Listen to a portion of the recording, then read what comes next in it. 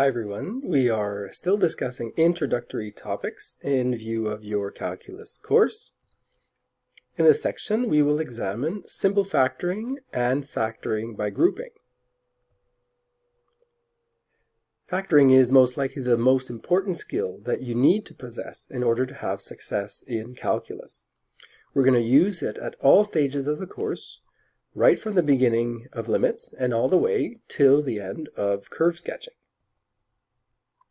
So in this section, we're going to focus on two basic factoring tools, so simple factoring and factoring by grouping.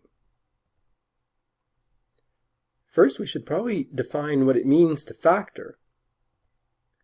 Now, in general terms, factoring means identifying and extracting elements that are common to a sum or to a difference of terms. This is very important. We don't factor out from a product. We factor out from a sum or from a difference. In the past, you've been put in situations where you had to use distribution quite a bit. Now, when you apply distribution, you have to think of the multiplier A as being distributed to a sum or to a difference of terms, which I've called B and C here. So A can be distributed to B and multiplied to C to create two terms, AB and AC, between which the operation stays as it was earlier. So an addition stays an addition, a subtraction stays a subtraction. So here we are distributing. Now factoring is the exact reverse operation, which is to recognize A as a common element and to be extracted. The first type of factoring we're going to examine is simple factoring. So in order to describe the process of simple factoring, we're just going to examine how the expression 8x cubed minus 12x squared can be factored by looking at some basic guiding principles. As a first step, you'd like to identify the factors that form the terms of the given expression, focusing on those that you find to be common. For instance, 8x cubed can be decomposed into 2 times 4 times x squared. 12x squared can be decomposed into 3 times 4 times x squared. The subdivisions I've created are one of many types of subdivisions I could have chosen. I could have done 2 times 2 times 2 times x times x times x to replace 8x cubed. Now what I've done is I've split up the terms in such a way that I recognize 4 as being common to both terms and x squared as being common to both terms. So that's what I mean by identify the common factors of the different terms of an expression. Then you can rearrange and highlight those common factors. Of course, it's only if it's necessary, because some of you will factor quite directly. So all I've done here is I've reorganized the terms to make 4x squared clearly common to the two terms being subtracted.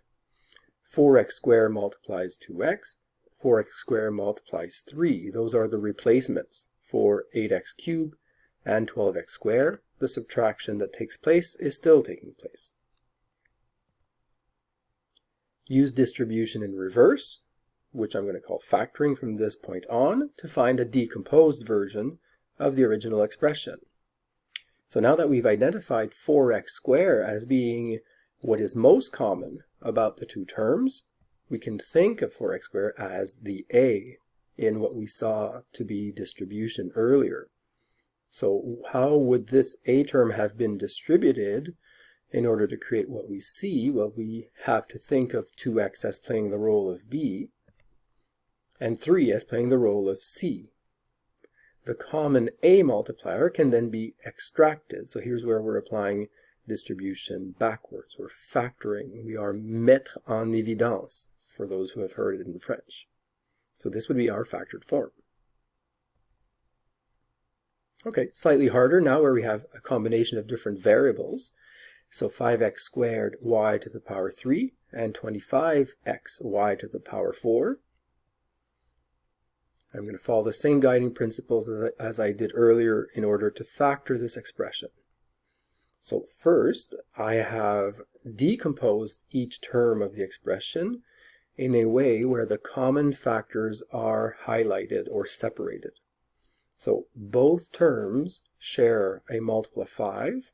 Both terms have at least one x.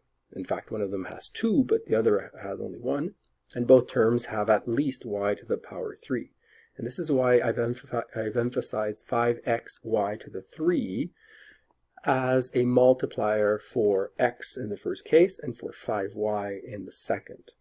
So I've rearranged and highlighted the terms that are common. 5x cubed now becomes the a that we saw earlier in our distribution process or in our factoring process. X and 5y are playing the roles of b and c respectively. 5xy cubed is now a common factor that we can extract, leaving x plus 5y. Here again, an extra complication comes from the fact that we have negative exponents. So we're going to try to simplify this expression by rewriting it as a single fraction, and we're going to factor the numerator and the denominator if it's possible. All right, so as a first step, I've rewritten x to the minus 2 and x to the minus 3 as dividers where the exponents become positive. These are properties of exponents.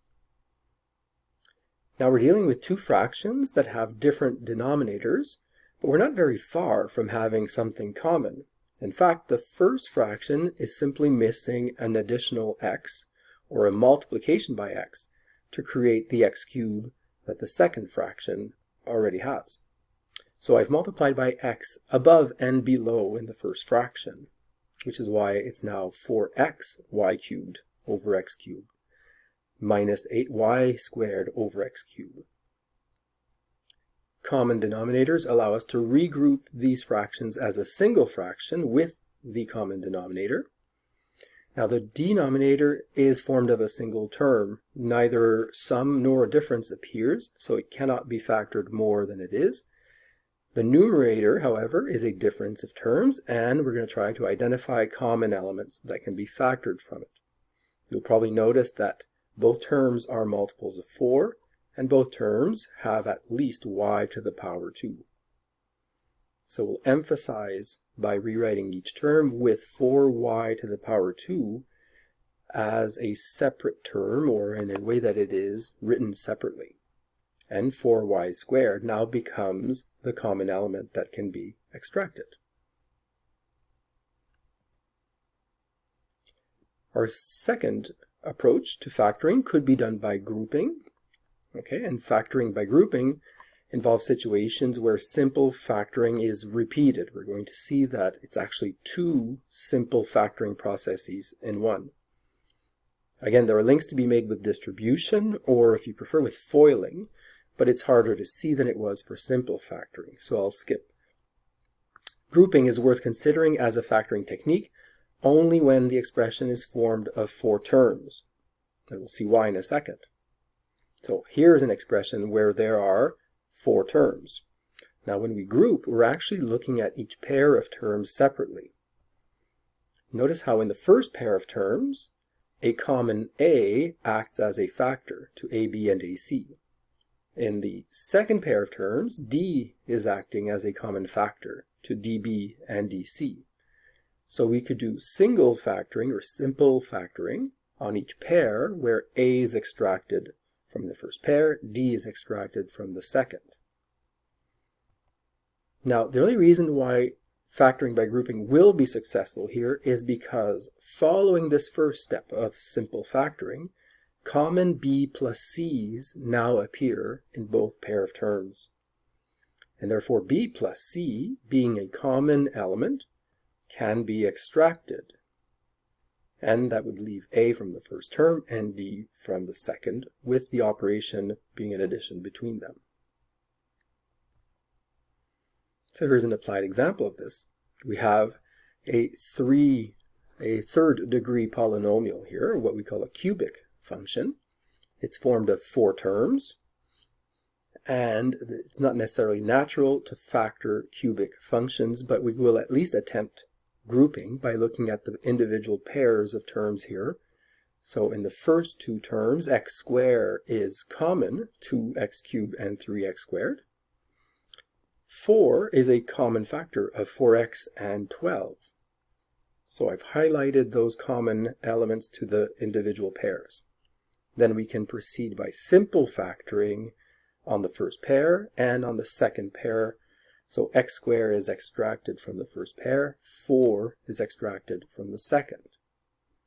And the reason why factoring by grouping here will be successful is that once again, what appears is a common x minus 3, which is shared by both terms now left in our expression.